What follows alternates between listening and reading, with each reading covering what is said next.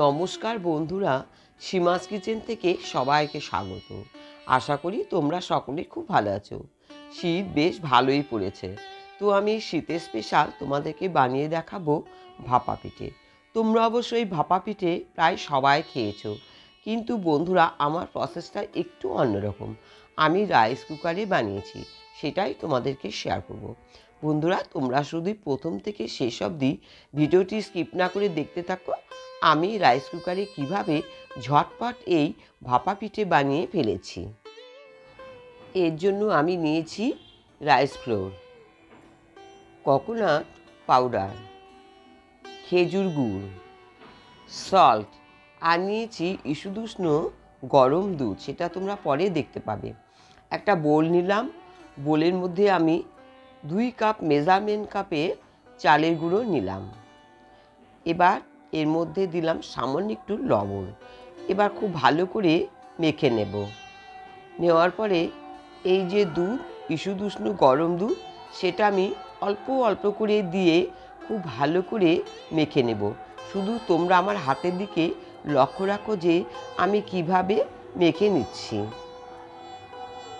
দেখো, এরকম একটা দলা পাকিয়ে আসবে।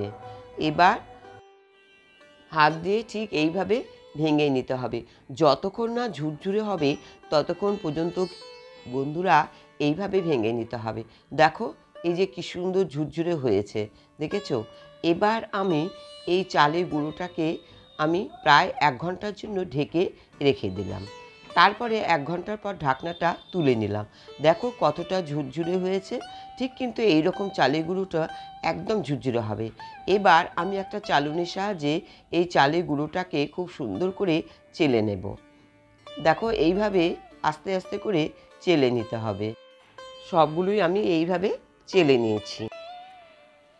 চালের গুঁড়ো একদম পারফেক্ট। দেখো, ঠিক এইরকম কিন্তু হবে। নিয়েছি একটা এরকম কাঁচের ছোট বাটি, আর নিয়েছি 2টো কাপড়ের টুকরো। এবার এই বাটিতে প্রথমে আমি একটু শুকনো চালের গুঁড়ো দিলাম, দিয়ে বাটিটা সম্পূর্ণ মেখে নেব। তারপরে দিলাম চালের গুঁড়ো, এরপরে দেব খেজুর গুড়, আবার আমি দিলাম এর উপরে কোকোনাট পাউডার। এইভাবে লেয়ার বাই লেয়ার আমি সাজিয়ে দেব। তোমরা চাইলে একটা লেয়ারও করতে পারো, আবার 2টো লেয়ারও করতে পারো। তো আমি 2টো লেয়ারে সাজিয়ে নিয়েছি। দেখো, এইভাবে সাজিয়ে নিয়েছি। এই কোকোনাট পাউডার দিলাম, তারপরে আবার চালের গুঁড়ো দেব। সবার উপরে চালের গুঁড়ো দিয়ে খুব সুন্দর করে আমি হাতের সাহায্যে দেখো এইভাবে করে নেব। তোমরা শুধু আমার হাতের দিকে লক্ষ্য রাখো। রেডি করা হয়ে গেছে। এবার দেখো, সাদা কাপড়ের টুকরোটা দিয়ে আমি ঢেকে নিলাম, নিয়ে একটা কাঁচের গ্লাসের উপর রেখে দিলাম। আমি এইভাবেই সবগুলোই করে নিয়েছি। দেখো, ঠিক এইভাবে। একটা রাইস কুকার নিয়েছি বাজাজ কোম্পানির। এবার এই রাইস কুকারে আমি গরম জল করতে দিয়েছি। এবার এই কড়ার মধ্যে আমি আস্তে আস্তে করে বাটি উপর করে দিলাম, আর কাপড়টা সরিয়ে নিলাম। দেখো, ঠিক এইভাবে দিতে হবে। এবার আলতোভাবে বাটিটা তুলে নিলাম।